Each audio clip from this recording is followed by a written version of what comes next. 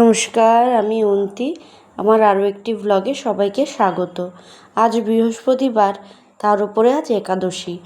আজকে আবার বরের শরীরটা ভালো না, সে কারণে ডিউটি যাবে বলেও যেতে পারলো না। আমাদের সাথে যে কী চলছে, ছেলে ভুগলো, ছেলের পরে আমি ভুগেই চলেছি।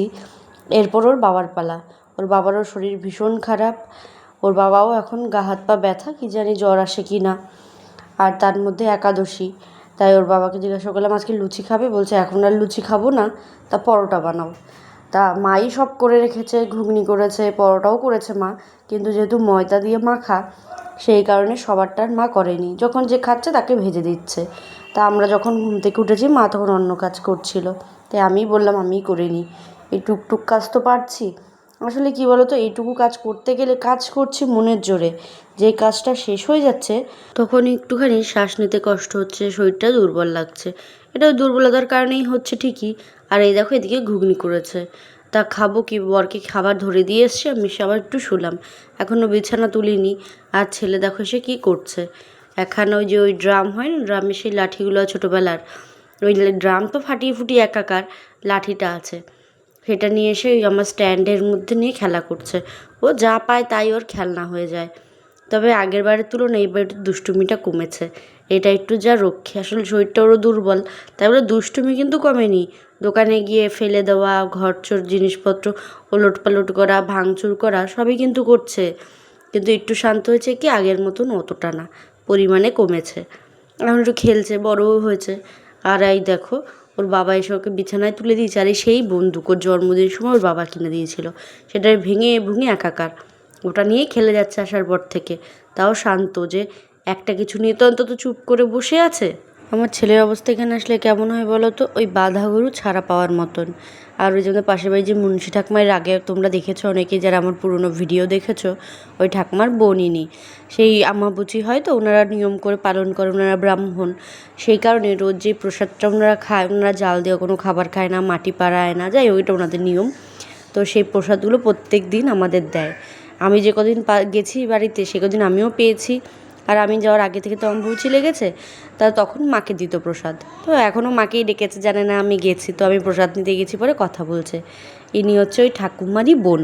আর সম্পর্কে আমার ছেলের বড় মা, তাই আমার ছেলের সাথে দুষ্টুমি করছে। তা আমার ছেলে কিছুতেই বলছে না ওনাকে বড় মা, তার কারণ ওই যে ঠাকুমা, মানে ওনার দিদি যে ঠাকুমা আছে, আমাদের যে ঠাকুমা পাশের বাড়ি, তাকেও চেনে বড় মা। তাই এনাকে যখন বড় মা বলা হচ্ছে কিছুতেই মানবে না, তাই ও আমাকে টেনে নিয়ে আসছে, না এটা বড় মা নয়। ঠিক আছে, এবার ঘরের দিকে যাচ্ছি। ঠাকুমা দেখো একা একা কত গাছ লাগিয়েছে, কত ফুল হয়েছে। এখানে একটা গাছ আছে, এখান থেকে বোঝা যাচ্ছে না, ফুলটা পুরো নীলকণ্ঠের রঙের মতন, কিন্তু নীলকণ্ঠ নয়। খুব সুন্দর ফুলটা, পরে একসময় গিয়ে ছবি তুলে নিয়ে আসবো। আর এই যে এসছে ঘরে, দেখেছো নিধিরাম সর্দার, ও নাকি পুলিশ। ও যে কী হবে ওই জানে, একবার খেলোয়াড়, একবার পুলিশ, একবার ডাক্তার, একবার ইঞ্জিনিয়ার, শেষ পর্যন্ত পাগল না হয়, সেটাই মাঝে মাঝে ভাবি। আর এখন এসছে বায়না করছে ফল খাবে, যতক্ষণ টেবিলে দেখে ফল আছে, বিশেষ করে আপেল, ও পাগল হয়ে যায় খাবে। কাটতে পর্যন্ত দেয় না, তাও তো অনেক বুঝিয়ে সুজিয়ে এখানে বসিয়েছি যে তুই বস না, ও দাঁড়িয়ে থাকবে, বলছে কেটে ওইখানে আগে দাও ওকেও খাবে। তারপর সেই আপেলগুলোকে ছুলে দিচ্ছি, কারণ ছুলতে দেয় না, মোম থাকে। আমি তো পছন্দ করি না এই খোসা শুদ্ধ, ওর বাবাও ভীষণ রাগ করে, কিন্তু ছেলে আমাকে দেওয়ার সময়টুকুও দেয় না। তো আজকে অনেক বুঝিয়ে সুজিয়ে বসিয়েছি, তারপর সে চুপ করে বসেছে। আর এখান দিয়ে গিয়ে ফলটা কেটে দিচ্ছি, আমিও খাবো, কারণ এত কড়া কড়া ওষুধ খাওয়া হচ্ছে, সেই কারণে ফল না খেলে হবে না। কিন্তু দাঁতের কারণে, মানে দাঁত তো নয়, মুখে এতটা ইনফেকশন হচ্ছে যে কিচ্ছু খেতে পারছি না। আর আপেল তো নাই, ওকে দিয়েছি দেখো, ও কিন্তু একা খায় না, আমি বলেছি আগেই। ও খাবে, বারবার প্লেটটা দেখেছো ইশারা করে বলছিল ওর মধ্যে দিতে ওকে, যেই আমি দিয়েছি ও কিন্তু নিয়ে গিয়ে ওর দাদাকে দিয়েছে, মানে আমার বাবাকে, যে দাদা তুমি খাও। বাবা বলছে তোমার জন্য আনা হয়েছে, তুমি অসুস্থ মানুষ, তুমি খাও। বলছে না তুমি খাও, মা আরও দিচ্ছে। তা সে আবার বাবাকে দিয়ে এসছে সেটা, মানে আমার বাবাকে, দোকানে এখন ও বসে বসে খাচ্ছে, আবার আমাকে বলবে। আর দেখেছো আপেলগুলো এত সুন্দর, কিন্তু যেখানে যেখানে স্টিকার দেওয়া ঠিক সেখানে সেখানে এতটা করে পচা না, ঠিক কেমন যেন থ্যাতলানো থ্যাতলানো মনে কালো কালো বেরিয়েছে প্রত্যেকটা আপেলে, এতটা করে ফেলা গেছে। তখন আর খেতে আর বাচ্চাকে দিতে ইচ্ছা করে, কিন্তু এত দামের ফল কি ফেলে দেবো? আর এমনি বাকিটা ভালো ছিল, কিন্তু যেখানে স্টিকার দেওয়া সেখানে ঠিক আপেলের এই দশাগুলো। আর এখন এনেছে লেবু, লেবুগুলো না মিষ্টি না, তবে খুব যে টক তা না, কিন্তু টক কেমন যেন একটা খেতে। আমি তো নুন দিয়ে দিয়ে খেয়েছি, মুখের মধ্যে এমনিও নুন দিলে ধরছে, তারপরও কী করব, ফেলে দেবো লেবু? মাকে দিলাম 2 পিস, ছেলের দিলাম, ছেলের এই যে 1 পিস একটুখানি কোনো রকমে খেয়ে সে প্লেটেই রেখে দিয়েছে, খাবে না, সে টক লেবু কে খাবে এগুলো, সে খেতে হলো অগত্যা বসে বসে। এই সময় কেউ এই লেবু আনে? আর আনলে একটু হলুদ হলুদ আনবে, বর এনেছে পুরো সবুজ সবুজ কাঁচা কাঁচা লেবু। এগুলো 2 দিন রেখে তারপর খেতে হবে। আপেলটা খেতে ভীষণ ভালো ছিল, কিন্তু একটু পচা পচা মতন দেখালাম। আর তার মধ্যে কি বলো তো, যেহেতু এত শক্ত, সেটা খেতে কষ্ট হয়ে যাচ্ছে এখন। আর আমার বালি আপেলের থেকে এই আপেলগুলো ভালো লাগে বেশি। আর সেই দিকে খাওয়া দাওয়া করতে করতে দেখো আকাশের অবস্থা কি অন্ধকার হয়ে হাওয়া ছেড়েছে। তাই মা কিছু কাপড় দিয়েছিল ছাদে, বললো নিয়ে আয়, তা সে আনবো কি, গাছ দেখছি আমার রেন লিলিটা কি সুন্দর হয়ে রয়েছে, তো দেখো কত অযত্ন। ওইখানে কিন্তু সব মানে এমনি যে এইসব টবগুলো ইউজ করা হয় না, সব জড়ো করে রাখা, জল জমে আছে, ঘাস লতা পাতা গজিয়ে গেছে, তার মধ্যেও রেন লিলিটা এত সুন্দর হয়েছে বৃষ্টির জল পেয়ে। কী জানি 2-1 দিনের মধ্যে হয়তো ফুল টুলও দিতে পারে কি না কে জানে, আমি এখনও কড়িটা ভালো করে খেয়াল করিনি। আর এদিকে দেখো নাকচম্পাগুলো কী বড় বড় গাছ হয়েছে, আর সে আগায় গিয়ে কী সুন্দর থোকায় থোকায় ফুল হয়েছে, প্রত্যেকটা ডালের থোকায় 4-5টা করে ফুল হয়েছে, দেখেও কি ভালো লাগছে। তার মধ্যে মেঘলা আকাশ, হাওয়া, আর তার মধ্যে এই 2-1টা করে ফুল। আগে এই যেন পুরো ছাদ ভর্তি কত ফুল ছিল, কত গাছ ছিল, সব আজকে আমিও নেই, গাছও নেই। ভাবলে কেমন অদ্ভুত লাগে, টবগুলো সব শূন্য হয়ে পড়ে রয়েছে। আর দেখো কতগুলো আমার ড্রাগন গাছ। আমার লাস্ট বছর আমি যেবার প্রেগনেন্ট ছিলাম সেই বছরই, আর না তার পরের বছরও লাস্ট হয়েছে আমার ছেলে যখন 1 বছর বয়স, তারপর থেকে না আর ড্রাগন ফল হয় না।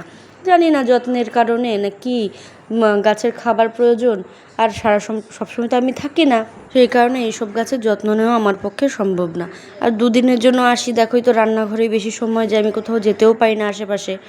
আর এদিকে দেখেছো আকাশের কি অবস্থা, অন্ধকার হয়ে এসছে, ক্যামেরায় অত ভালো বোঝা যাচ্ছে না। আর দেখেছো যে মুন্সি আকমার বাড়ি গাছে এখনও আম আছে, এই আম্রপলি আমগুলো কাঁচা থাকতে না পারলে না পরে পোকা হয়ে যায়। আমাদেরও এই বাড়িতে আম্রপলি গাছ আছে, বাবা কাঁচা থাকতে মানে পরিপক্ক হয়ে গেছে সেই সময় পেরে ফেলে, পাকার আগে ঘরে বসিয়ে পাকায় আর কি, নাহলে পুরো পোকা হয়ে যায়, আর নাহলে সুন্দর খাওয়া যায়, যেরকম মিষ্টি সেরকম সুন্দর একটা গন্ধ আছে আম্রপলির। আগে খেতাম না, এখন খাই। আর ওই গাছটা দেখেছো, ওই গাছটা সেই সূর্যমুখীর মতন হয়, আমার মাসির বাড়ি থেকে এনেছিলাম। গাছটা এত বড় হয়েছে, ছাদ সমান প্রায় হতে গেল, আর পরের বার এসে মনে হয় দেখবো ছাদের সমান হয়ে গেছে। ওই যে পুলিশবাবুর গুলি। আর এখন দেখা হচ্ছে সন্ধেবেলায় চা বসিয়েছি, আমি দুধ চা বসাচ্ছি, আর মা একটু র চা করছে বাবার জন্য।